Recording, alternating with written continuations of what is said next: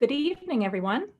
My name is Katrina Latka, and I'm the Curator of Education and Interpretation at the Georgia O'Keeffe Museum. Before we get started with this evening's program, if you have not done so, please feel free to introduce yourself in the chat box. To find the chat, please go to the bottom of your screen, as seen here, and click on Chat. If you're using an iPad, the chat function can be found at the top of your screen. The chat box will then appear when you click on Chat. We ask that you also utilize the chat box for questions throughout the presentation, and our panel of presenters will answer a selection of these at the end of tonight's conversation. You can close the chat box by clicking on the X in the upper right-hand corner. If your chat box is in the middle of your screen, you can move it around your screen by clicking on it and holding down your mouse button and dragging it. And now for our program. I'd like to begin by extending a thank you to our museum members and our donors who are here today. Your support made this event possible. If you're not yet a member and you enjoy this program, please consider joining today, as your gift will be matched dollar for dollar with our matching gift program. Please visit gokm.org/membership to learn more. Without further ado, next is the director of the Georgia O'Keeffe Museum, Cody Hartley. Hi, I'm Cody Hartley, Director of the O'Keeffe Museum. It's my great pleasure to welcome you here for this virtual roundtable discussion about how we think about Northern New Mexico, and specifically the area around Abiquiú and Ghost Ranch, often, and we will argue tonight, mistakenly called O'Keeffe country. I would like to begin by recognizing that the region we are discussing tonight is Tewa country. As I sit here in Santa Fe, known originally as Ogapoge, or White Shell Water Place, I acknowledge that our museum and historic sites sit upon the lands of the Pueblo people. We recognize and honor their elders, past and present, and celebrate the vitality of Indigenous peoples today and into future generations. I offer this with humility and gratitude, acknowledging the need to confront the ongoing legacies of settler colonialism. O'Keeffe country has been used as a romantic shorthand to describe Northern New Mexico, largely to attract tourists to this unique region. But Georgia O'Keeffe did not own this area. She did not discover it. It is not a phrase we like or use any longer at the Georgia O'Keeffe Museum. As far as we're concerned, this is not O'Keeffe country. Our panelists, all thoughtful, passionate, powerful advocates that I admire, will offer important perspectives on the many people and legacies that have and continue to inhabit this region. It's an honor to bring them together, and I look forward to learning from them tonight as they share their knowledge, experience, and perspective. Tonight, we welcome, as our moderator, Dr. Alicia Inez Guzmán, a queer Chicana writer, curator, and editor based in Santa Fe. She is a 2017 recipient of a Creative Capital Arts Writer Award and a past O'Keeffe Museum Research Fellow. Dr. Christina M. Castro of Taos and Jemez Pueblos and a Chicana is a mother, writer, scholar, community organizer, and co-founder of Three Sisters Collective, an Indigenous woman-led grassroots organization devoted to art, activism, education, and community building. Dr. Corrine Sanchez of San Ildefonso Pueblo is the executive director of Tewa Women United. She has been part of the co-creation process of building Indigenous knowledge through the contribution of Tewa Women United's work over the past 30 years. And Jason Garcia is a storyteller artist from the Santa Clara Pueblo, whose work documents the ever-changing cultural landscape of his home. He is best known for his clay tiles that blend Pueblo history and culture with the outside influences of comic books, superheroes, video games, religious icons, and all things pop culture. It is truly an honor to have them here with us this evening, and I thank them for their generosity. I also want to thank the National Endowment for the Humanities and the New Mexico Humanities Council for their support of tonight's program. And thanks also to you, our audience. We have an amazing turnout for this evening, and we're thrilled you've chosen to spend time with us. If you find these programs valuable, I encourage you to support the museum by becoming a member or making a gift to the annual fund. Now, it's my pleasure to turn the evening over to Dr. Guzman.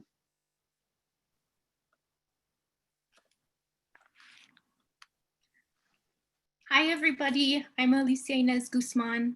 I'm here streaming to you from Ogapogue, Santa Fe, New Mexico. And I really just wanted to start by placing Georgia O'Keeffe.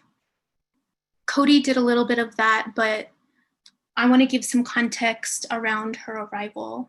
So O'Keeffe arrived in New Mexico during the interwar period, so between World War I and World War II, and arrived during a time in which New Mexico was experiencing immense amounts of change. So not only were we seeing tourism boosters really sell our state to the rest of the nation through the railroad, through the sale of land, through an entire discourse, we're seeing things like the creation of Indian market and the creation of Spanish market. And so there's this whole tourism kind of machine basically putting New Mexico into the limelight. And we start to see that really in the late 1800s, early 1900s. And when O'Keeffe arrives, it's starting to peak. And when she arrives, of course, like many others who are coming from elsewhere, she falls in love with the landscape and the light. And she starts painting, and she moves to New Mexico for summers at first, and then eventually permanently right around 1940. And so one quote that I think is especially important, there's some thunder back here, seems auspicious. One quote that is really important, I think, for giving some context is she's painting out in the Navajo Nation, and which was one of her favorite places to paint. And she camps out there and she says, it's such a beautiful, untouched, lonely feeling place. Part of what I call the faraway. And in fact, O'Keeffe did a really great job of depicting this feeling of isolation and farawayness. And in fact, one of her paintings is called The Faraway Nearby. And I think this is what helps contribute to this idea that New Mexico is on the periphery, and that we start to see it through this lens in which it is isolated and it is beyond the kind of cosmopolitan frame that she was coming from. And so she reframes New Mexico yet again through this lens of isolation. And this is incredibly, we have inherited this legacy of O'Keeffe. And so I think it's really important to push back and to give context, because New Mexico is amidst change. When she arrives, the National Laboratory is being built. There's a new technology getting introduced into the landscape. The infrastructure is changing. Roads are getting built to allow materials to move to the Los Alamos National Laboratory. We see the damming of the Chama River into the Abiquiú Dam. So the landscape is actually changing. Not only that, we have our Native relatives who've been here for millennia. We have our Hispanic and Chicano populations who've been here for the last 400 years. And it's an incredibly dynamic, vital, changing space. This is the New Mexico that O'Keeffe enters as a guest. And so with that, I want to get all the panelists together. Maybe I can't see everybody, but and really start off the conversation talking about that legacy and how we might be able to think past it, right? So my first question, and also thank you to the other panelists. I'm really honored to be here with a powerhouse group of relatives. So my first question actually is for Corrine. And I really want to talk about the unintended consequences. So of, the aesthetic, cultural, and even economic consequences of O'Keeffe's impact here in New Mexico, and how that really creates this ripple effect.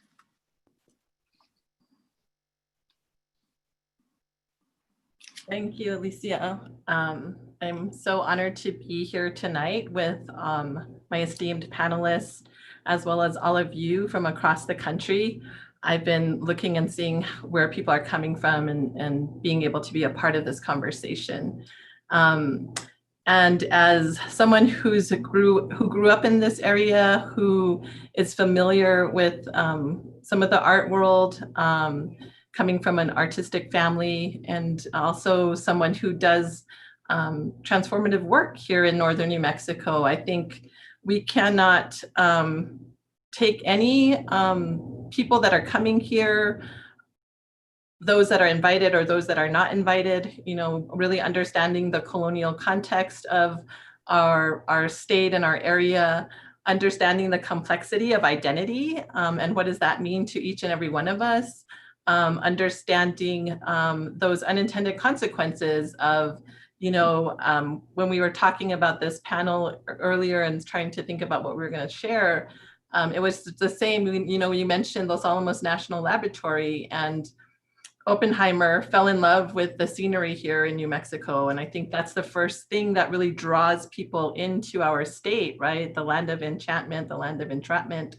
has those connotations, but it is the beauty. And so within that, falling in love with nature, falling in love with the isolation, the ruralness of our communities, I think there's also this unintended consequence that people tend to not realize the occupancy that was here, right? That's been here for hundreds and thousands of years that you had mentioned, and also the unintended consequences of this shift in populations and waves of colonization happening in our state, to then bring in peoples and then have this clash, right? There has to be this kind of clash of people meeting and things happening, and then kind of like a settling down, like that settler colonialism pieces, but then really getting to know and understand.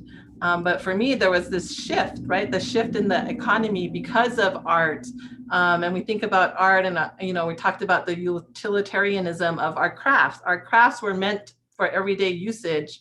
And then there came this place of collection and production for beauty and production for another way of economic sustainability, right, in our areas. And so we shift, and you talk about that as you shared earlier. And so I think there's a lot of unintended consequences that we often don't think about in those types of transformations, in those types of contexts that happen. And then how do then those that follow sit with that legacy, and how do we learn from that? And I think that's been part of my journey in learning about the area, because there's also been an erasure of history in our communities. And really for me, like this work that we've been doing with Tewa Women United was really learning about the village of Abiquiú and the communities there and the displacement that happened to them as well. In our area. So that, again, that sense of identity and how that gets taken and how it gets reformed, I think those are all some of those unintended consequences. Absolutely. Christina or Jason, do you have any commentary to add about unintended consequences? I'm sorry, I was absent. There was a huge thunder and it knocked out my power for a minute. I'm not sure what happened. But with regard to unintended consequences, I would argue that the consequence, you know, they might not be as unintended as we may think they are. The more I learn about the legacy of OKeeffe and the era of her time, and the folks that were coming out from the East Coast to you know, quote unquote, find themselves in a vast undiscovered landscape. The more I learn, you know, these elites were very calculated in their movements. And so, you know, I'm trying to look at the legacy. My dad had something interesting to say the other day about in Santa Fe, like how women in Santa Fe all have a Georgia OKeeffe ideology. That's what brings them to New Mexico, right?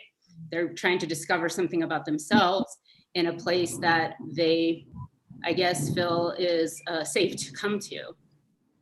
So the more I learn at her place in history, the feminist movement happening at that time, that, you know, wasn't so great to women of color, the eugenics movement that was coming into the United States at that time, some of the British thinkers that were already here in New Mexico, people like Mabel Dodge up in Taos. These were elites who came out here as a part of an artistic settler colonial project. So I'm interested in that because I don't think that the consequences are necessarily unintentional. Mm-hmm. I think that's a good point, Christina, because if you're really entitled and you're really privileged, you may not think they're intended. Yeah. But intention doesn't necessarily have anything to do with outcome. Right. Right? Because you may intend simply to like self-actualize. Like, I'm gonna go like be my best self out in New Mexico where, you know, we're entering into the cash economy, where we're seeing, you know, some environmental racism and the, you know, the first movements in that direction. And so you're right, the consequences, unintended or not unintended, usually come from a place of entitlement or privilege because you're not really thinking about anything beyond your own kind of perspective. I have more to say, but I'll pass the mic. No, and I have more to ask. So I don't know, Jason, if you have anything to say about unintended consequences or intended consequences in terms. All right, exactly. So I believe I had stepped away just slightly before as Cody was doing the introduction. And I believe that Cody had done, I guess, a land recognition of what is currently the city of Santa Fe, which is Owinge, which is the traditional Tewa name for Santa Fe. And also I saw in the comment or in the chat box, someone had asked, can you define Tewa? So I think more like the title of the talk, I was thinking about it earlier, of saying that, you know, it's not, you know, this is Tewa country, not OKeeffe country.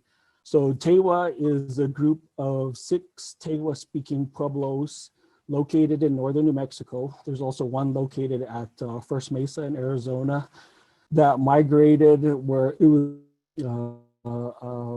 an intended migration, I guess you would say, of moving post-Pueblo revolt, early 1700s. And so the 6 Tewa pueblos are Okeewinge, Santa Clara, San Ildefonso, Nambe, Tisuki, Pewaukee, and these are all located primarily north of Santa Fe. And then there were also several Tewa villages that were located in the southern Galisteo Basin as well too. And I guess in the sense of what Tewa country or quote unquote OKeeffe country is commonly known as the region of northern New Mexico that includes Santa Fe and goes all the way up to Abiquiú and north to Ghost Ranch and up to Taos. And so, you know, what it's just a small segment of what we define, what as Tewa people define as the Tewa world. And today my daughter and I were driving to Albuquerque to pick up some things at school, her school. And as we were driving, I was, you know, asking her about the mountains and what the mountains are boundaries of the Tewa world, which is San Antonio Peak, Sechung-in, Sikomu, Chicoma, Ocup-in, the Sandias, and then Kusamp-in, which is the Sangre de Cristos. So that's essentially the Tewa world. That's Tewa country. And so, you know, OKeeffe country is just a small segment about it. So it's interesting also of what Corrine had said about the erasure. So I see a lot of erasure of place names and the original inhabitants, and just, you know, doing a Google search of OKeeffecountry.com, and you know, there's no mention about Native communities. She just said that, you know, she came to northern New Mexico and she fell in love with the place and was influenced by the original Native inhabitants. No mention of Tewas, no mention of place names, things like that. So again, as we were talking, you know, Abiquiú, Abushuge is the name, Tewa name of Valley of Chokecherry. And then also the erasure of Perdonal Peak, and then her intended ownership of Perdonal, which is known in Tewa as Tsiping, which is Obsidian Mountain. And as I was doing research, I found it interesting that she said, in reference to Perdonal and in reference to Tsiping, she said, "It's my private mountain. God told me if I painted it often enough, I could have it." So just the fact that she's saying, if I paint this picture 1,000 times, 2,000 times, it's mine, I have ownership, you know, so it's just interesting of how, you know, that intended erasure and it you know, it wasn't, I mean, you fall in love with a place, but once you call it yours, you know, it's a whole different ball game and things like that, so. Absolutely. Thanks, Jason, for dropping that knowledge. Mm-hmm. I really appreciate it. And for giving us those place names. I think it's really important. You know, there's this phrase that says that amnesia is the algorithm of colonization. And so I think that that's absolutely appropriate in this context and in the context of New Mexico, because there is a lot of amnesia and willful forgetting, right? Erasure. And so for me, I think the process of remembering is the algorithm of decolonization, or of coming back and centering ourselves in place. And I think that's really important to do, and to think about the fact that when you're a guest here, that acting as a guest means not simply claiming space for yourself and for your practice, right? And I think that we can say that even for people who come to New Mexico right now, there is intentionality in what you do and how you take up space, right? And so I think that's really important. She did say that if I paint it enough times, it'll be mine, right? And that's a form of ownership, even if metaphorical, right? But we are talking in metaphorical terms. OKeeffe country is a metaphorical term, yet it's had such great impact in the state. And it was a creation of the New Mexico Tourism Department. And somebody pointed that out in the chat, but it really was part of an advertising strategy to get people to New Mexico and to see New Mexico through the lens of OKeeffe, right? And when we only see through the lens of OKeeffe, we tend to forget that there is so much more, right? And that this landscape is not hers. And she was always a guest. We should always treat her, and she should, you know, retroactively treat her as a guest. So I wanted to come back to this question of feminism, Christina, that you brought up, especially here in New Mexico. Our version of feminism is far different, in fact, and I have a kind of troubled relationship with feminism, but when we think of the feminism that OKeeffe came out of, that she really originated out of, it's a very different context, and she was breaking glass ceilings in the art world, but does that really square with how we see women in our place here in New Mexico? Well, I would note, I was speaking to a friend today who's from, she's from the Haudenosaunee Nation, and she said that the suffragettes and the early feminist movement learned about feminism, or the concept of feminism, through the women's circles and the women's councils of the Haudenosaunee. And they were startled to see women in power, and they took those ideas, and that's what led, that was kind of like part of the inception of the early feminist movement. As far as myself, I don't claim feminism because I don't believe it's for me, for some of the very reasons that we've briefly touched on. But here in our Pueblo cultures, pre-colonially, I think there was a fair amount of respect and balance between the genders. And so for us, for me as a Pueblo woman, I don't have to claim feminism. It's not something I have to fight for. It's maybe something I have to reclaim, but it's not a new ideology. And most indigenous cultures are matrilineal leaning, if you really look back to our roots, are great things that we venerate. And you know, our religion is very feminine as well. So it's not even for me to speak on, because it's not mine and I don't claim it. And again, this feminism is complicated. And white women have benefited a lot from feminism on the backs of women and people of color. Thank you. Corrine, coming to us from Tewa Women United. Again, the complexity, right? There's the complexity to all these concepts that come from just a Western interpretation of what that means. And so again, when we're growing up and we have these multiplicity of views, multiplicity of explanations, experiences, there is not one way to encapsulate it. I was also challenged with feminism. I do claim it in different respects. I had to learn about it really through, in an academic sense, really through African-American writers, right? The whole indigenous scholars and, that academic world is catching up to the reality of our world. But as far as really, again, that erasure and what was captured in historical documents took away that women's voice, our women's voice. And as those waves of colonization came into New Mexico from the Mexican government, Spanish government to the US governmental system, again, all of those legalese that they had, how they developed in their governments also laid out that kind of idea. And so when you have these waves of genocide, of misogyny that's coming in, right, and all of the places where women have been displaced, how do you really then reclaim and recollect who you are? And so I think we're also stumbling over this idea of communalism, right? Because that's what our communities were. We were communal and there was no ownership. So when you talk about Georgia O'Keeffe and you talk about others and you talk about owning, really wife in property in a Euro-American context was coming from that property ownership of women, their bodies. And we're still dealing with that context today in the United States.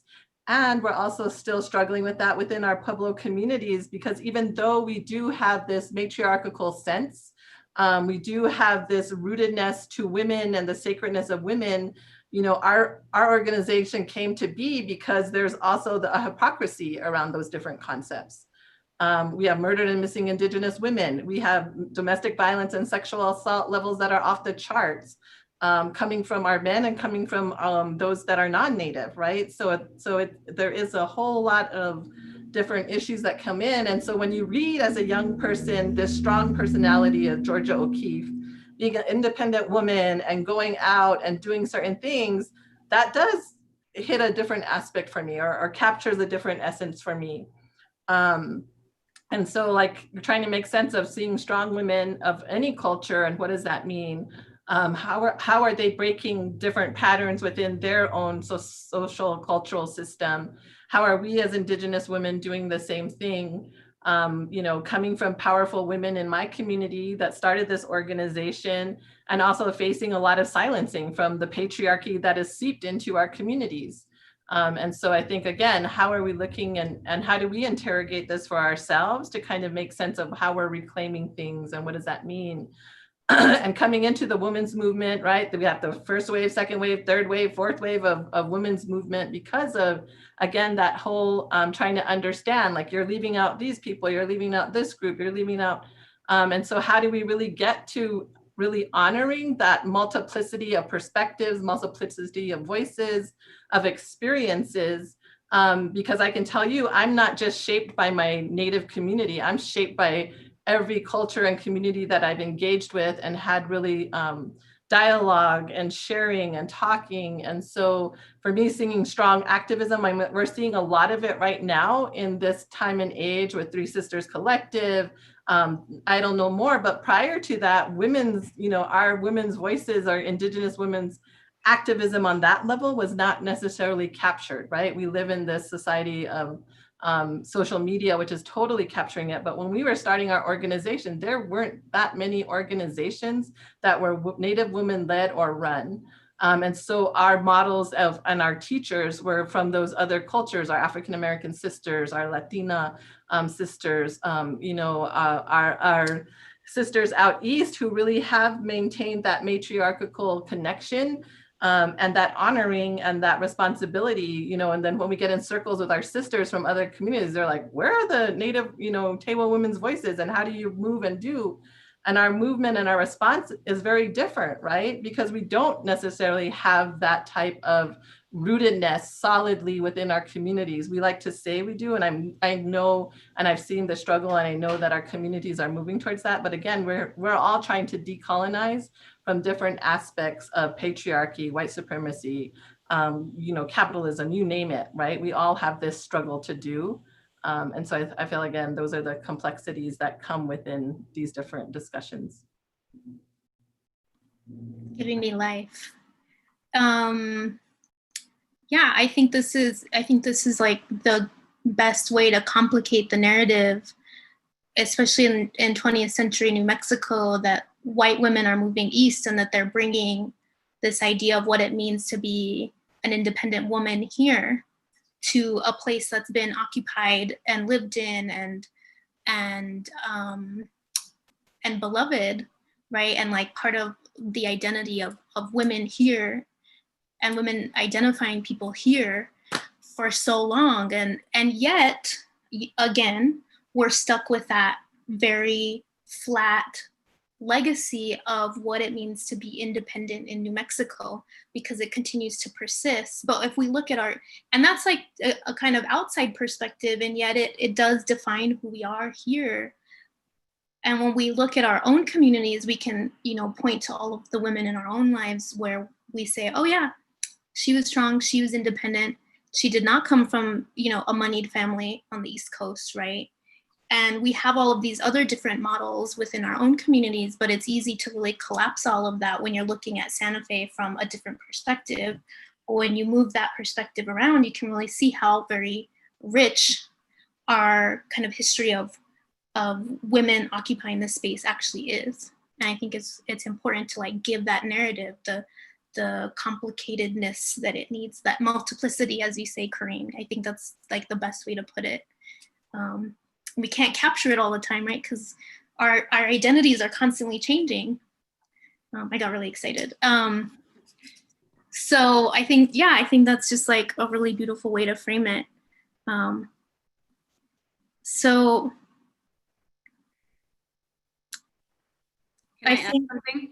Yeah, no, add away. So I just want to hype you for a second, because I was, prior to this webinar, I had asked Dr. Guzman, hey, can you send me some good resources about Miss OKeeffe here? And then, she's like, oh yeah, I wrote a book. Okay, so here's the book, y'all, go buy it, support her. It's called Georgia OKeeffe at Home by Dr.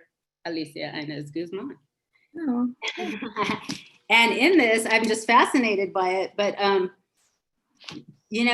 just wanted to read some, just a little bit, because when she first came out, Georgia OKeeffe, she first went to Taos, which I thought was interesting. And she linked up with the British writer, D.H. Lawrence, and Mabel Dodge Lujan, who has a very interesting history up in Taos, which you should read about if you're not familiar.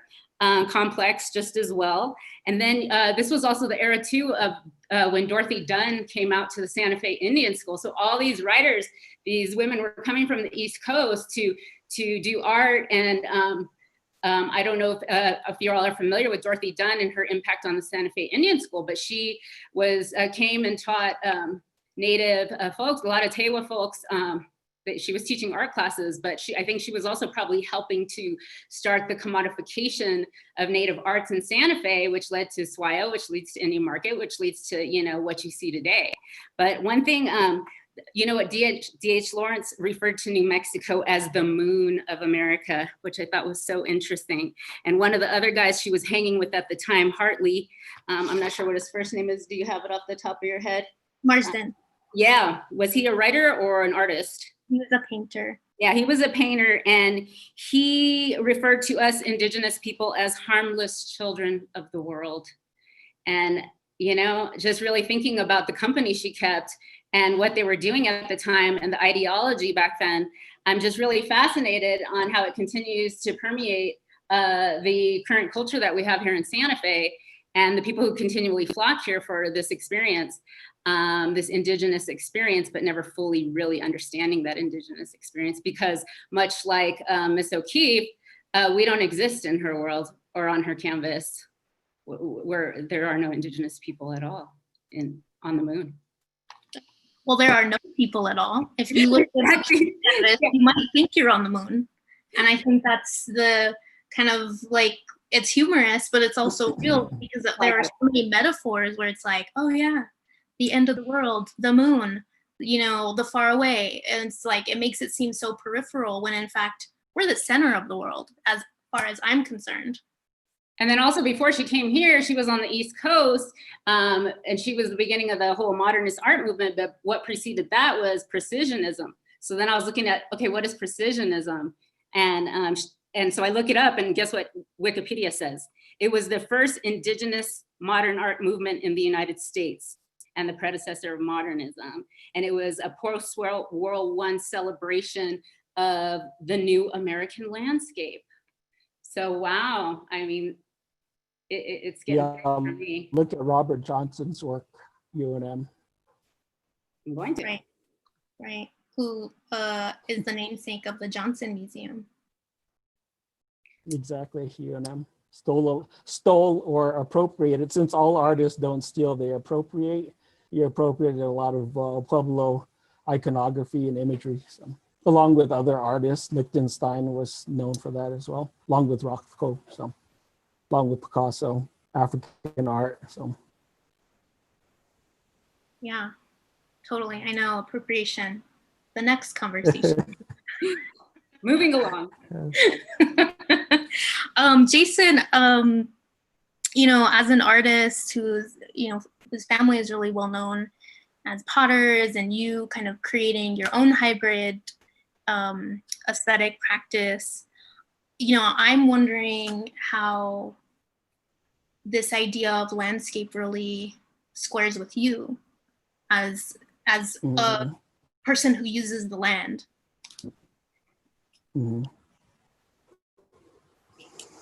I think it's interesting. I guess as I would probably speak as a Pueblo person, as a Tewa person, as a Tewa man that participates culturally in his traditions and ceremonies and understands the Tewa language, and then being that my art is rooted in my Pueblo cultural traditions and things like that, seeing the landscape and understanding the landscape and the names, the place names, and having a background with cultural resources and land reacquisition with the Santa Clara tribe.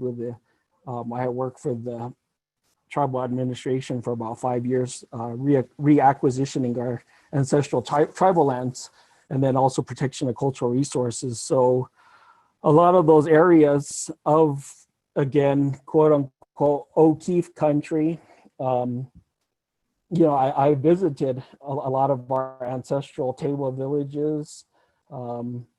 Tsiping, Owinkeji is one of them, Tsiping, and then another one is Sama, and Osi Owinge, and Sapo Owinge, and different villages. So I think from that context of seeing it as through the Pueblo lens, you know, I see the importance of what it means to us, of how we hold that land sacred. It's our ancestors, you know, it sustains us, it empowers us. It's certain things are on the land. Mineral pigments come from certain places that are used in, you know, our art forms, clay, creating pottery. There's certain areas where certain paints come for our dances that we use, and you know, and there's shrines that are still visited and maintained, and so I see that as that, and as an artist, as a Pueblo artist, Tewa artist, Santa Clara Pueblo artist, I see that there's that connection to the land, there's a connection to those places, and it's honoring it, and it's not saying, oh, if I use that pigment from that place, I own it. So, you know, I'm a steward of it, essentially, you know, and teaching, you know, future generations of Tewa people, Tewa young men and women, you know, the meaning behind it, or, you know, transferring that knowledge and things like that. So that's kind of how I see it in terms of even my art of of documenting the ever-changing cultural landscape of Hapo, Lenge, of Santa Clara Pueblo is, recording that past history. And sometimes you're kind of truthful about it, and, you are honest, and sometimes you call bullshit when you see it, and, then also you accept it as well too. I mean, that's being an artist. You're giving criticism and accepting criticism as well too. Absolutely. Let's talk about this term. I've thought about it for many, many years, and it's usually framed in a really benign context. But I would like to put it out to the panelists here about the artist colony, which we've kind of, I know Christina's like, oh no, you didn't. I saw the face. Which, like I said, is treated pretty benignly, and New Mexico is one of the very, kind of few places where we see artist colony mentioned quite a lot, because there were so many. And I'll give it to you, Christina. You gave me a little. Well, back to D.H. Lawrence and Lady Dorothy Barrett. She was a British writer. D.H. Lawrence, she was a painter. D.H. Lawrence was the writer, and they were up in Taos, and they were trying to build a utopian, mythical, or whatever community called Rananum or something, and that was their goal up there, right? So then, look at the history of that, of this utopian artist colony ideology.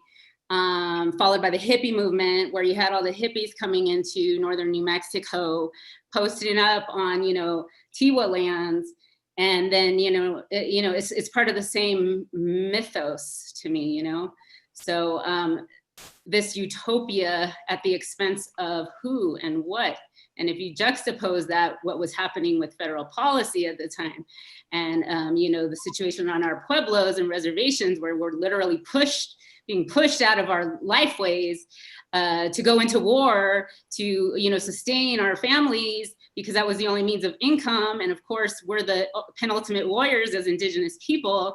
And then you have boarding schools, and then you have all these forced sterilization, which followed eugenics. I mean, you have all this stuff happening. You have Los Alamos, and so at the utopia at the expense of what, at the expense of what? But again, if those people, our people are deemed not as intellectual, and if we didn't have the capacity to develop and industrialize the way New York was being industrialized, then clearly, we didn't matter in the equation. And then also other medical reasons to escape to the dry heat of New Mexico, to recover from tuberculosis, and that's kind of a draw. So you kind of think it's interesting, the time period that we're living in now with COVID-19, of saying, is New Mexico the place to be, being that we're surrounded by two states that have high COVID numbers and high COVID deaths and things like that. So maybe we are this oasis. We're all having a hard time breathing right now too, literally. Mm-hmm. With the smoke in the air. Where can I go? Where it's not burning. Well, I think this is interesting, right? Because it assumes that we've been placed people in this spot for a while, right? And I think all of that context comes into play when you have colonization or colonizers coming in and saying, you're only allowed this part for you to be. When we know, like Jason's talking about, the mountain ranges, right? The ecosystems that feed our rivers is where we put our prayers, which is way beyond the borders of our pueblos or our reservations at this moment. New Mexico is part of Mexico, right? And so again, it's who's identifying who and who's naming who. And in New Mexico, I mean, this history really frustrates me, because I'm like, people here claim ancestry to Spain when really we were all part of Mexico, right? And then the Pueblo identity in all of these different contexts, like we traveled down to Mexico, we got bird feathers, shells, you know, all of these things. We traveled a lot farther than people really assume us to have traveled, again, because of that scientific way of where people make this assumption that Native people, people that occupied this land before the colonizers, they didn't have their science, they didn't have the mathematics, they didn't have all of these things because only Western world defines that. And we know from Chaco and we know from Mesa Verde and others that we've had the science, we've had the indigenous knowledge, we built boats, we traveled, we traded, we created art, you know, and we observed and we experimented, right? Or else we wouldn't be able to have and know which herbs cured what, which paints to use on what, which survived through time. And so I guess that assumption, right? That again, it's like borders didn't cross, you know, we didn't cross borders, borders crossed us, really. And we really need to really understand that particular piece. You know, because we have you have the whole Dene population, which, you know, when you go back in the stories of our ancestors, they were really nomadic, right? And then they land in this place, right? And then they start displacing. And so there's these, and I don't want to also say that we were a utopian either, right? But we also, I don't necessarily say that we owned or claimed ownership to places. I know that there were different agreements and the ways that migration happened and things like that with animals and, you know, what we ate during certain times. We did end up as an agricultural base because we did understand, you know, drought and all of these things and storage of seeds. So again, the complexity of like, we're just going to say, oh, and to this day, you know, we fight over water, we're fighting over land. Because we've all forgotten how to be communal and how to share. And so then it becomes, I own this, I copyrighted this, this is mine, you know, you can't do these different pieces. And we didn't have that necessarily down until you bring in law, right? Until you bring in codification. And again, someone else's interpretation of what those codes are gonna be. So doctrine of discovery, all of these things in our law books that exist today that we're trying to still fight because, again, law builds on this precedent of what was laid before. And so those who maintain ownership of that claim that. And so even in our books here in New Mexico and other places, they have demeaning ways to describe us as indigenous peoples, as dociles, as children, as, you know, that they can't care for their own land, they can't think for themselves. And yet all of the great advances in medicine and others have come from our indigenous peoples in the Amazon, here in New Mexico and other places. So medicine and all of those things didn't come just out of, you know, oh, they landed here. And they landed here and they were guided by peoples that, you know, took in and helped shelter because these were people and, you know, like them, beings like them. And then there was this thievery and lying and manipulation to get people to give away land, even though they didn't even have the concept that we own this land, right? And so I think, again, we're playing into this Western process and all of these different legal systems that come into play. And how does that apply to art and how does that apply to our lives? When we're also in this place of multiplicity of races and ethnicities, right? We have this full blood thing of Native blood. We have multiracial, multicultural people in our communities, and that mixed up history, I'm just trying to be really simplistic, right? Skews within our young people's places and pits us against each other.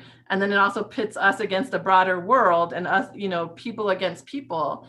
And so, you know, it's like, how did we move from that communal place, that sharing place, this place of recognizing everything as, again, what Jason's mentioning in our Tewa philosophy, like, right, everything was sacred, everything was connected, everything was in a way to give life into the fuller of not just for yourself, but for your whole of your communities. And so, you know, we're here in this country where we're have people in cages. We are taking away people's lands. We're killing people for the color of their skin. And I don't want to say that that is directly connected to this conversation on art. and colonizing and colonial and the colony, right? Because it gets us to be that I am better than you, and you. I am above all of this. And so there's multiple philosophies, there are multiple thinkers, there's multiple ways of living in this world. And yet we come down to one, right? And for me, landing on the commodification of art, who sets the price, right? Who's setting the price? Like my great grandmother redefined and redeveloped, the Blackware pottery, from again, that experimentation and that observation and recreating. And now her potteries are worth millions or thousands, and we as a family don't even really own any of her, have a piece of her pottery, right? Because that's all gone out, and people, and I think that's that whole economic kind of pieces and what does that mean? And even for myself, trying to get some of the art from my great grandfather and my grandfather, their paintings, which again is like people taught them how to do certain types of painting, right? And so again, there's this learning and sharing, but there's also, again, it's also in this skewed kind of perspective. And so, if we're pricing ourselves out of art, or we're trying to bring this economic in this one certain perspective, what does that mean for sustainability really for all of us? And we're seeing that, and we're living that in COVID right now. Absolutely. Snaps.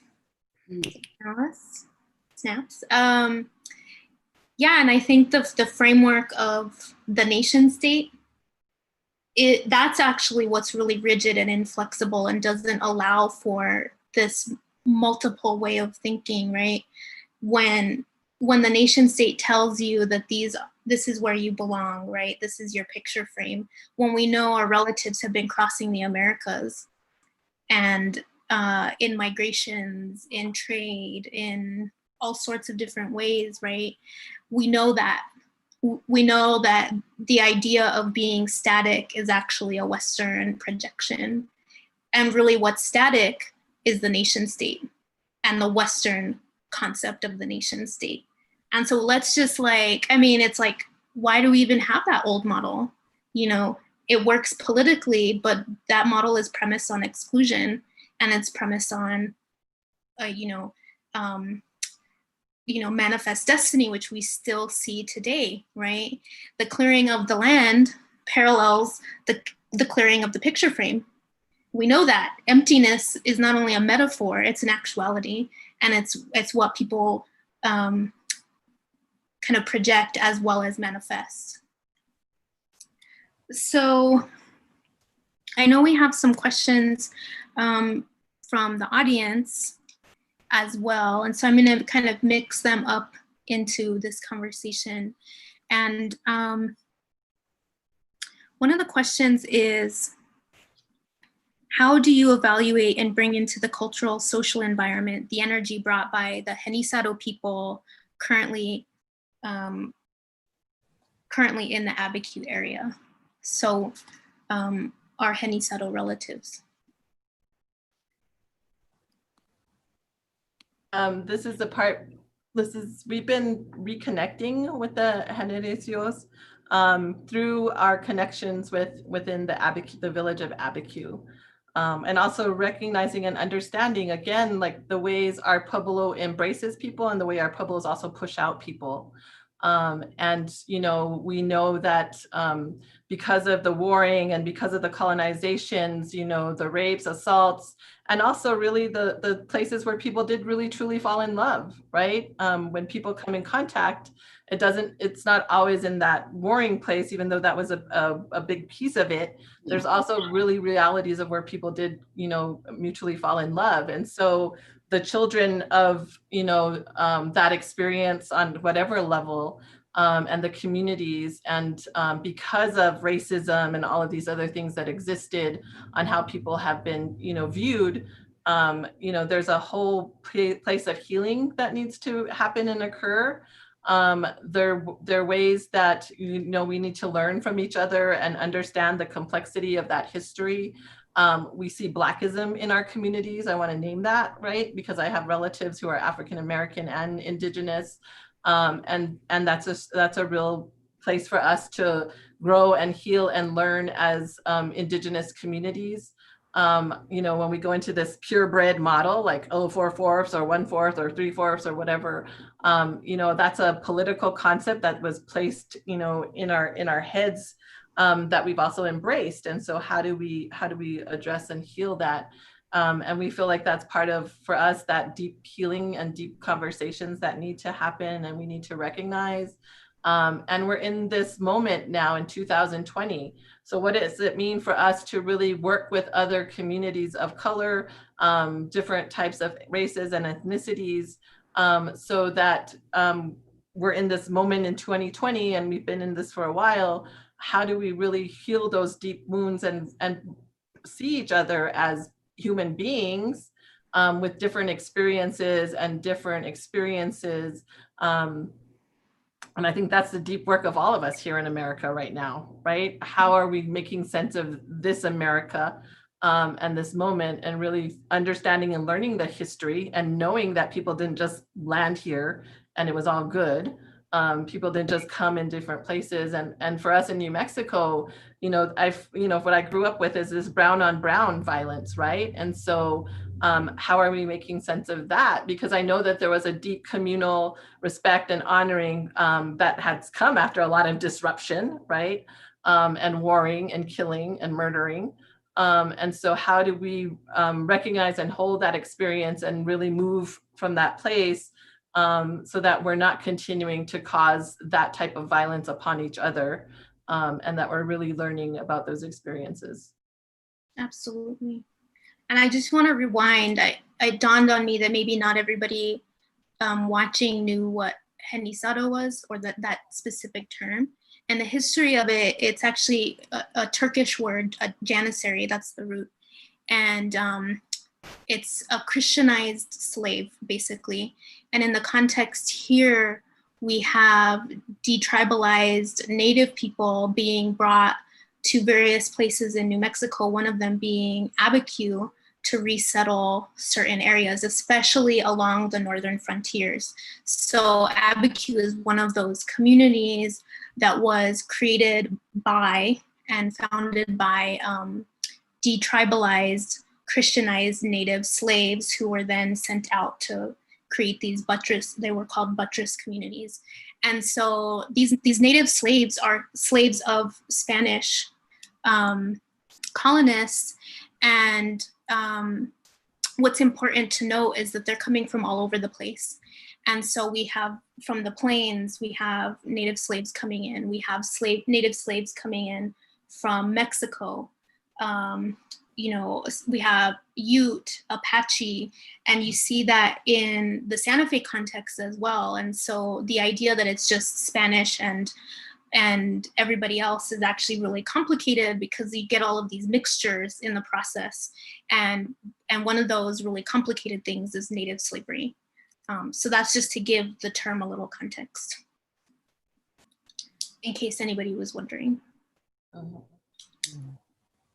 But you're right. Brown on brown violence is real, Corrine. And I think in the context of American history, right, the people, when we're working with our African-American brothers and sisters, they talk about slavery, and I'm like, in New Mexico, we had slavery, right? And so you also need to learn that history as well. Like, you weren't the first slaves brought to America. We had this, there was this, our peoples were enslaved. And so again, that also complicates the real understanding. And again, how many of us really do get this whole perspective of these different experiences of the history of how this country came to be?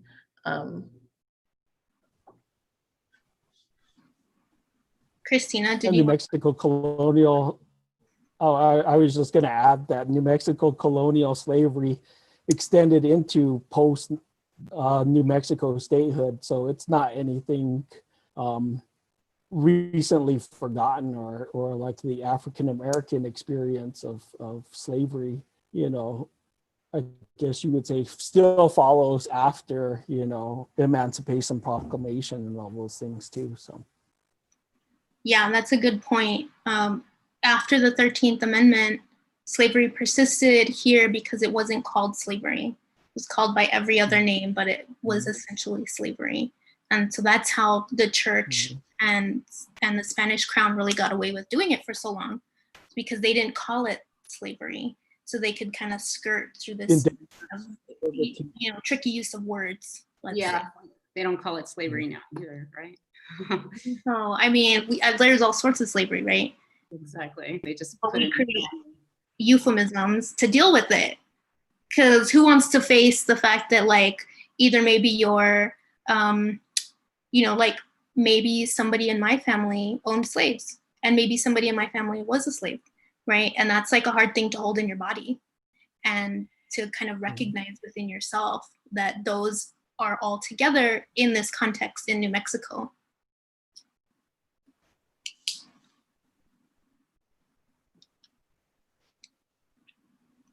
So, was there a specific name for slavery? Is one of the questions that just popped up in New Mexico. I think Encomienda.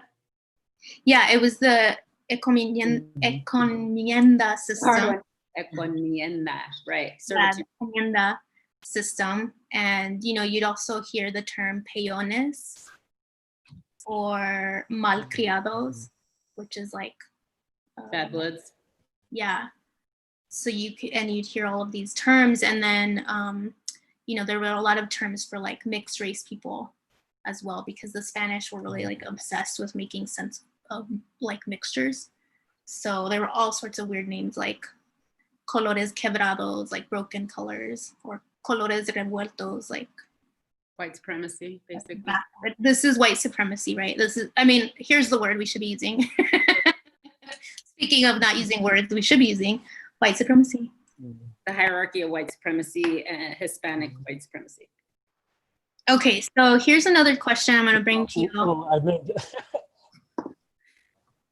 What's that? Oh, I was just going to say, and then also that helped establish New Mexico as a state as well, labeling certain people, so right. For the non-labeling, Hispanics, right. Mexicans. So. The Spanish. Sorry to interject. Exactly. Mm-hmm. It's like, no, we're white. We can be part of America too. I'm descended from Isabella and Ferdinand.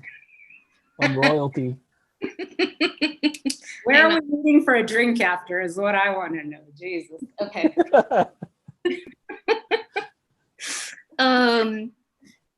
So we have a question about, I'm going to put two questions forward, but I'll do this one first since it came in first. So can you unpack the claim to the mountain? And I think it's maybe referring to the Pedernal. As OKeeffe collected bones, was she also a steward? Was her claim to the mountain simply a metaphor and poetic response? Is it fair to lump OKeeffe in with those who did abuse the land and claimed it by manifest destiny? Yeah. I'm really interested in her obsession with bones, and I was hoping that would come up, because let's really theorize on why she was sending crates of bones back to New York.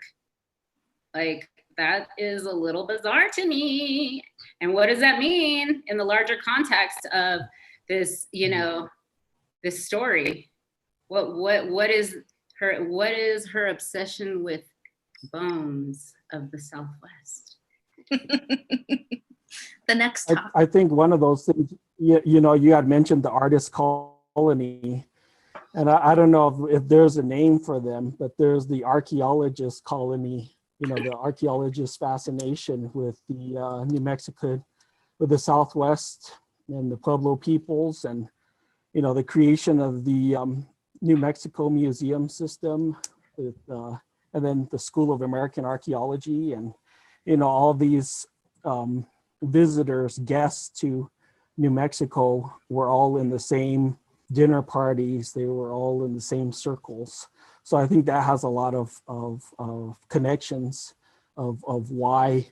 And then also, if you're married to Stieglitz and you're in New York City, of course, you're going to run across Gustav High and, and museums and who's the hot young archaeologist? Oh, Sylvanus Morley. Oh, Edgar L. Hewitt, you know, who is very much in cahoots with, you know, all these museum systems.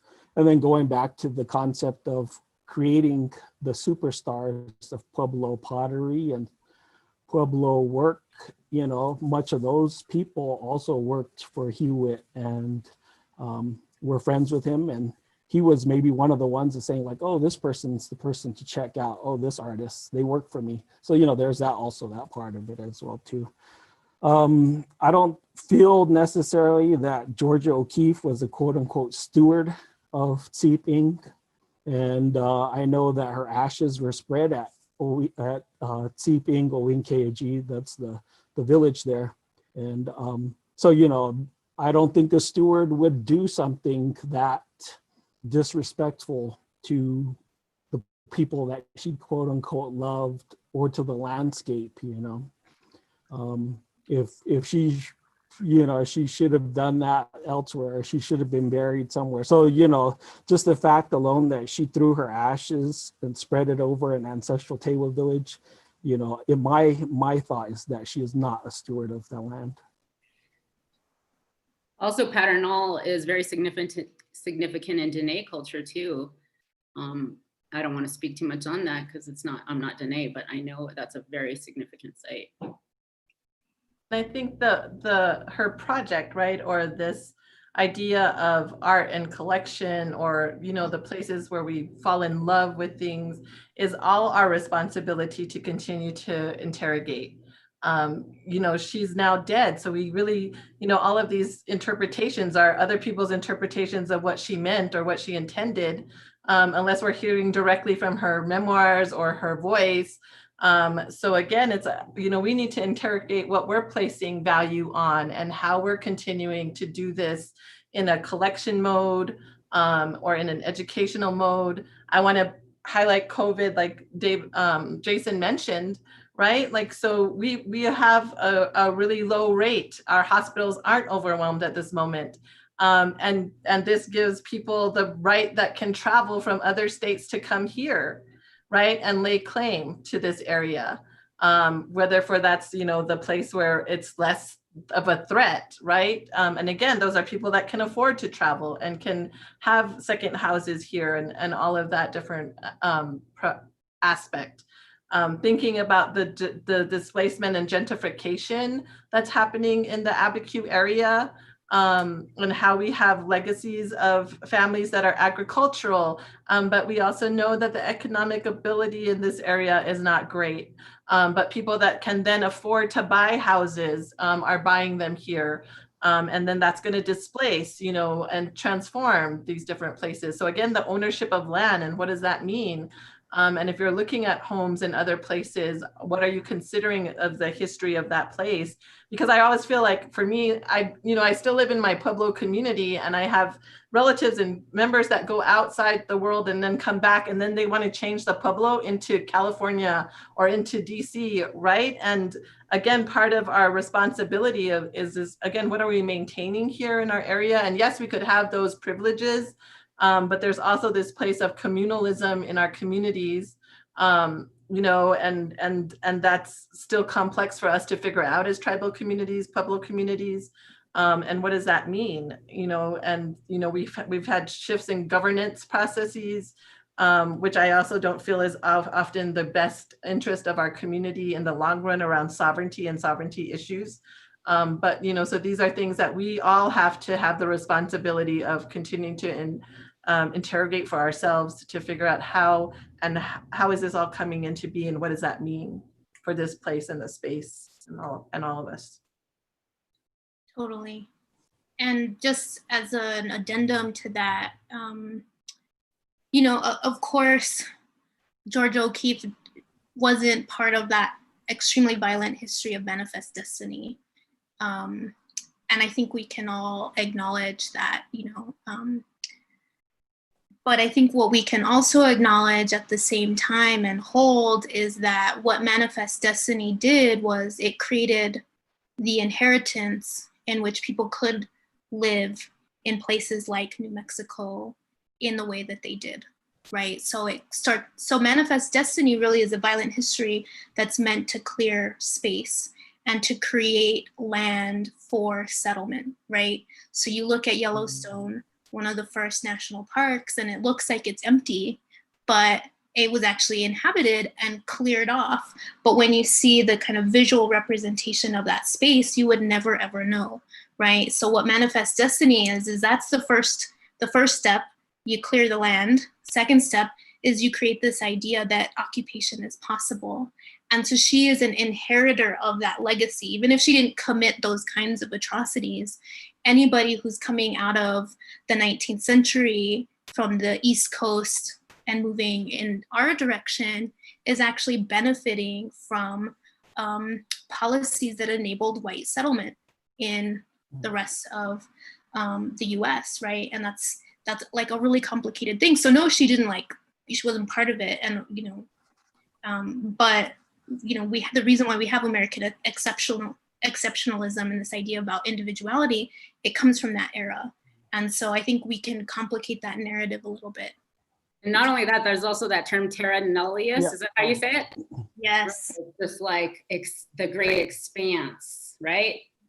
Unutilized. If it's not being stripped or mined or, appropriated or extracted in some fashion, it's not, it's up for the taking. It's barren. There's nothing exists there. Right. Or if it's not I think inhabited. Yeah. I think it's interesting that you say, well, and this is part of my own personal research and things and my own experience too, of, where you're saying Georgia O'Keeffe didn't choose this, but she was actually a product of displacement of Native peoples. So she was born in 1887 in Sun Prairie, Wisconsin. So Sun Prairie is actually a suburb of Madison, Wisconsin, which is the capital city of Wisconsin. And Wisconsin was created as a state in 1848. So she was, this is 40 years after she was born. And so Madison is the ancestral village of, it's actually called Dejope, and it means 4 lakes. There's 4 lakes there. And so the city was cleared. There's several sacred spots on the university campus. I'm a graduate of University of Wisconsin, so go Badgers. But, the bad thing about that is that the entire campus was cleared. The ancestral Ho-Chunk mounds were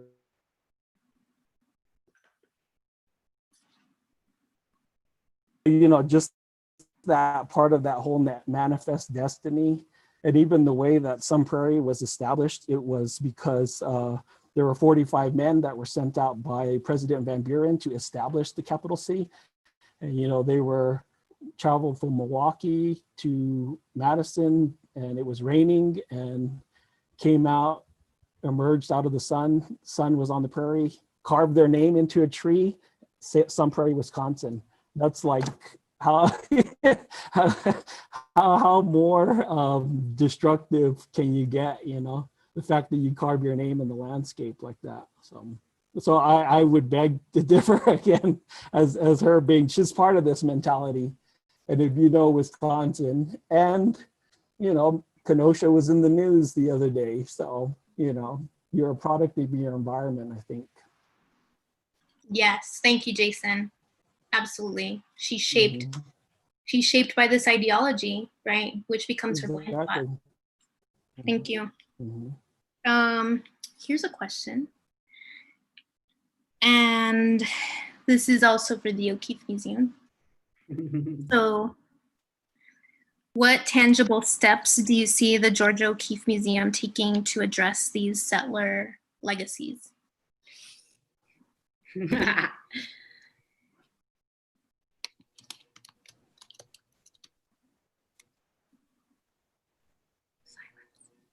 Oh, we have reparations in the chat box. So I'm trying to kind of keep myself quiet because this is not my panel. And I'm listening and learning, and this is incredible. This is such a great discussion. And I have a number of things I'd love to contribute, but I'm also trying to, again, like leave space and stay out of it. But I do think the question really does relate to the O'Keeffe Museum and what opportunities and responsibilities we have. And in the silence that was there, I think I would strongly welcome and encourage the panelists to help us understand what our obligations, our opportunities, our responsibilities are. I, several months ago, asked staff about real rent, and it's a concept we're very interested in discussing. And maybe I'm just missing it. I don't see any structure regionally for that kind of reparation. So help us understand how an organization like ours could make a meaningful difference. So I think that's one kind of way of responding, but also it's a question. I think we as an organization are very much committed to doing the hard work of learning and understanding not just who Georgia O'Keeffe was and her legacy, and she very much was of her time, for better and for worse. And she grew up with stories of the West, cowboy and Indian adventures that were written out of that manifest destiny history that gave her a romanticized ideal of the West and helped plant that desire to possess a piece of the West, regardless of the dislocation that might create. And in turn, her own idealized vision of what this place has planted that seed for additional generations, equally unaware of the dislocation they create. And I have to wrestle with that as an individual living in this region, and my organization has to wrestle with that in terms of how we operate. But apart from her as a historic being, we are an organization in this place of this community, and I think we are trying very hard to learn what that means and what our responsibility is to be a good neighbor, to be a responsible neighbor, to be a respectful neighbor, and to use our visibility and our platform to make a positive impact rather than blindly or inadvertently stumbling forward without thinking about the impact we have on this region. So I don't necessarily have all the answers, but I very much have a commitment to understanding and learning, and welcome feedback about what we can be doing as an organization. Will, I don't know if you saw the news recently, but the Yale Union, an Oregon arts organization, has voluntarily repatriated its only building to a Native American group in recognition of historic tribal ownership of the land. So that might be something to consider. I did, and I've been thinking about that. Yeah, yeah. I think there's. There are some really powerful things that are possible if we're able to have open dialogues. I mean, this kind of program, one of the reasons I'm so excited about us having a program like this, and you heard it when we all first talked about what this could look like, is us as an organization of privilege, learning to listen and asking for honest criticism and being comfortable being uncomfortable as we learn about how we can be a better organization.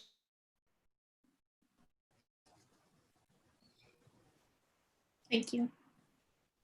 I think one as we're talking about being a better neighbor and things like that, I will thank you for the invitation to speak tonight. I know that there is little to no or connection to the local New Mexico populations. And I'm aware that O'Keeffe Museum opened in 1997, which has been 23 years. And in those 23 years, I've never been in the actual exhibition space. I've been into the gift store, and that's it.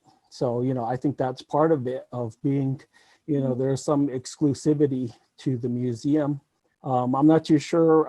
In my research, I looked at how much tours were: $45 a person to take a tour of the museum, $65 to take a tour of behind the scenes, $85 to do the photography tour per person. So, that's a little bit out of my price range, And since the museum is closed, I don't know what the admission ticket is for a member of the public. And I'm sure you have a membership that you probably get, you know, a small discount from.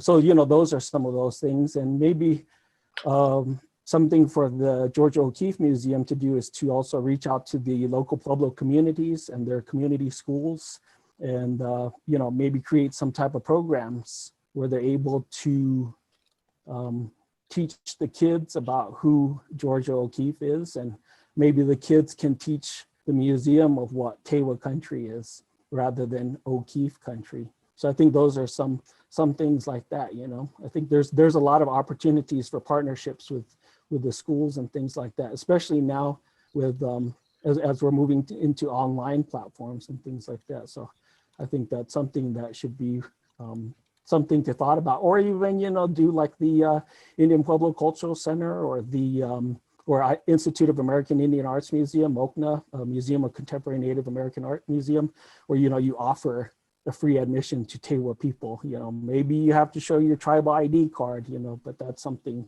that might be an option as well. So I would also like consider the deconstruction of museums, right? Like we build this fortune, or we build this maintenance around museums and these structures, and we created a culture around it where people go visit and learn. If we deconstructed all of that money and put that into our educational system in some way for our young people, and had, you know, maybe then traveling displays or things that then everyone could access, right?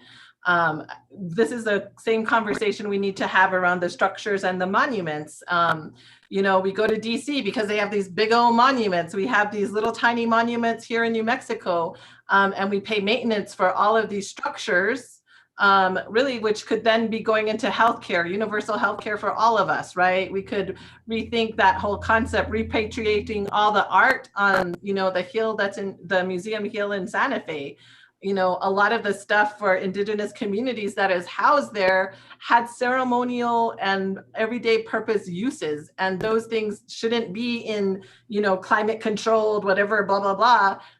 You know, those were meant for certain aspects. And I think that played a repatriation back to the communities that they came from, because those were often stolen, right? Those were often taken in different aspects. And so again, how can we think about this deconstructing this process that we've created around this society, you know, because people feel good about contributing and, you know, these different aspects, but that's a whole lot of wealth and resources that can go back to our communities, you know, and be invested in different ways. So, you know, again, a lot of the work that we do, you know, as nonprofits and other things, and this is for us, you know, at Tewa United to think about too, is like, we create these jobs for ourselves, right? And so how do we then back out of that and have this other way of being, incorporating that? You know, I say that as we finally purchased our building as an organization.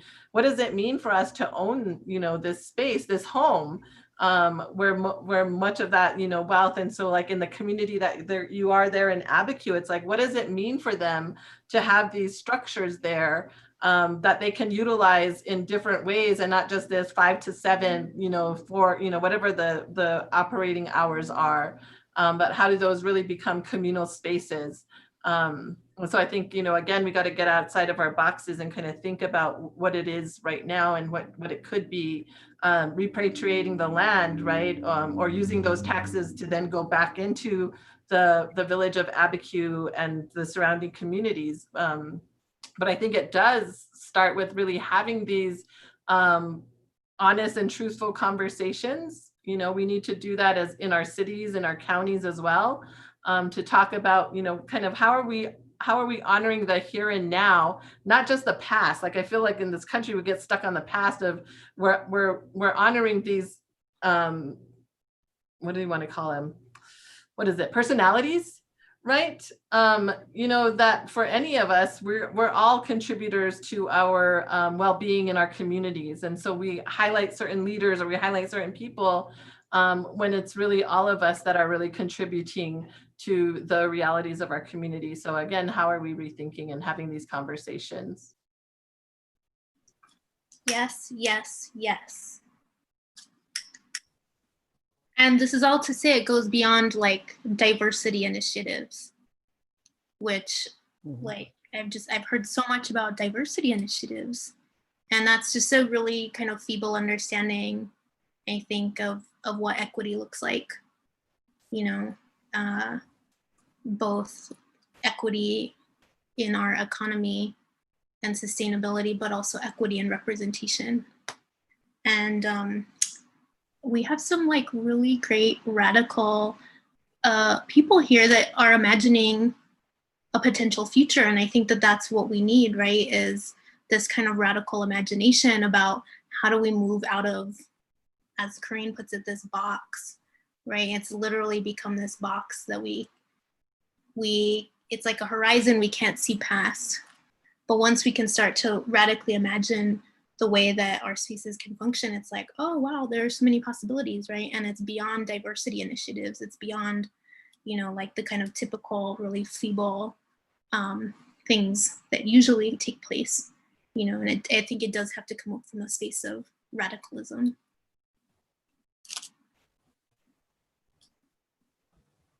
So I think, you know, I think we're almost done, unless anybody has anything to add.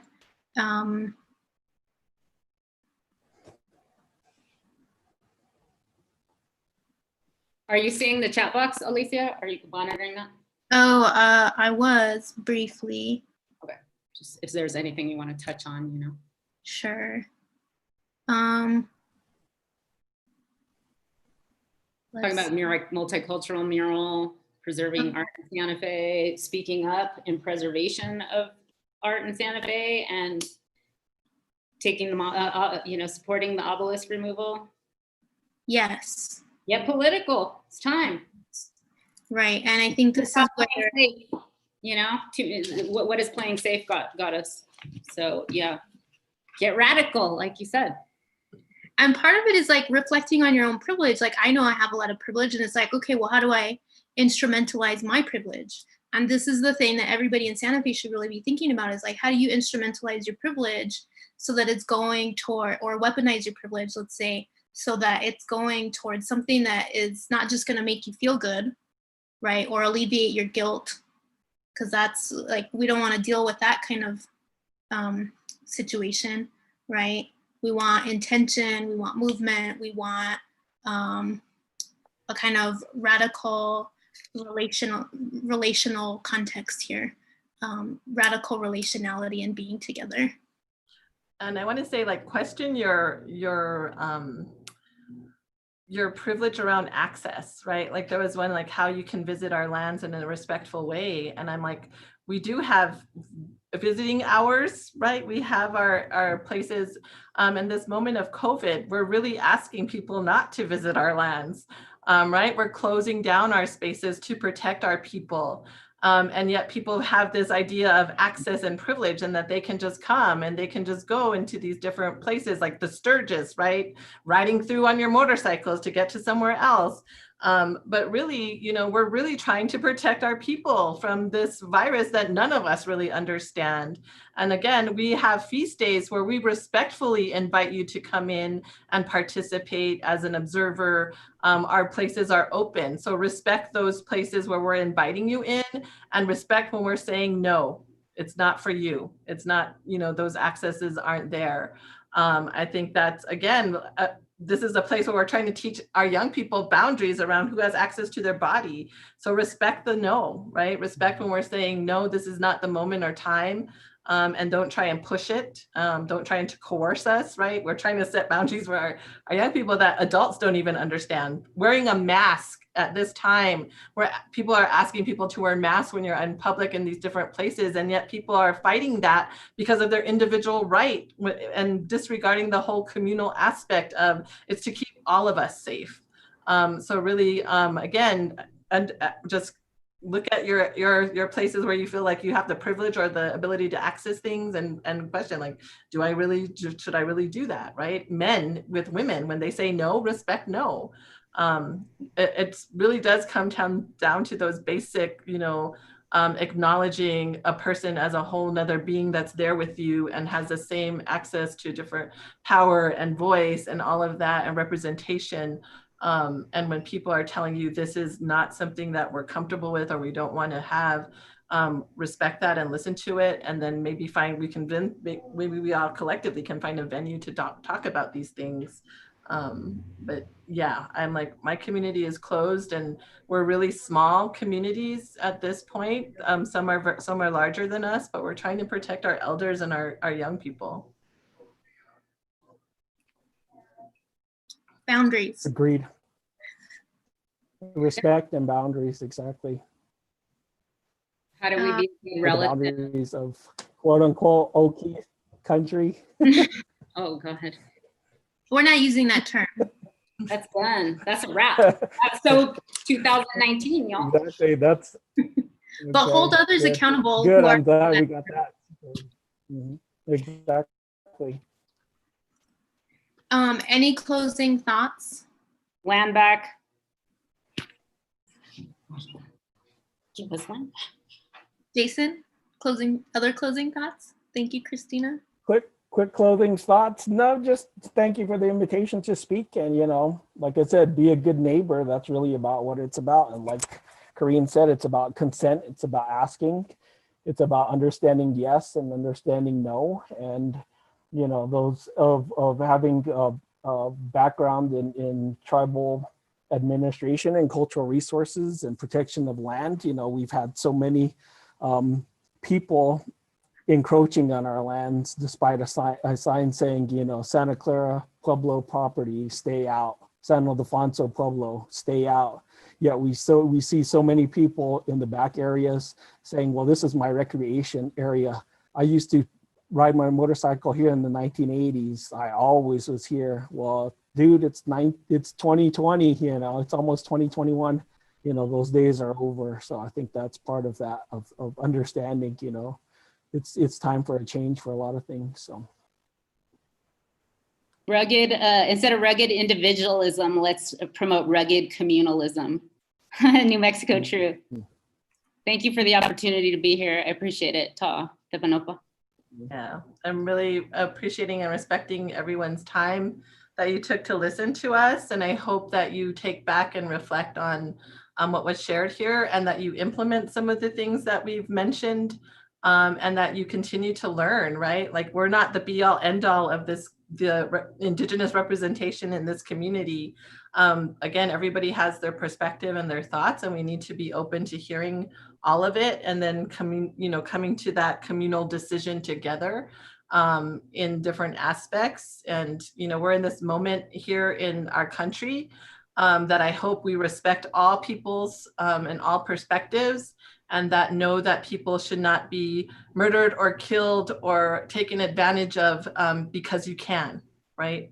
And so that's my ask, that we continue to have these courageous conversations and dive deeper, and also make sure, like Christina is saying, that we have actions to back up. It's just not a conversation, that there's actions that are going to come from you learning and you opening up and you taking in something different. We've educated you tonight, so what are you going to do with it? That's what I want to know. What are you going to do with this newfound knowledge? But at the same time, don't expect every person of color or every Native person or every Black person or relative to educate you. This is where self-education comes in, and use your resources.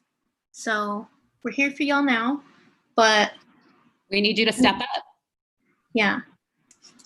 So help yourself, help yourself. Donate to Tewa Women United. Donate to Three Sisters Collective. Donate to Alicia's Venmo. Buy Jason Garcia's art. Buy back some of Dr. Sanchez's grandmother's artwork and give it to her. How about that? Yeah. Thank you. Give back some of the collections. Sell some of those Georgia OKeeffe art pieces and distribute that wealth back into the community. I mean, I could go on all day, but I can't do that because I don't have the leverage, but you all can. So do it, be it, live it. Not yesterday, now, moving forward. It's time for the change. We're waiting for you all. Thank you. Thank you, Corrine. Thank you, Jason. Yeah. Thank you, Christina. Thank you, Corrine. Thank you all. Have a good evening.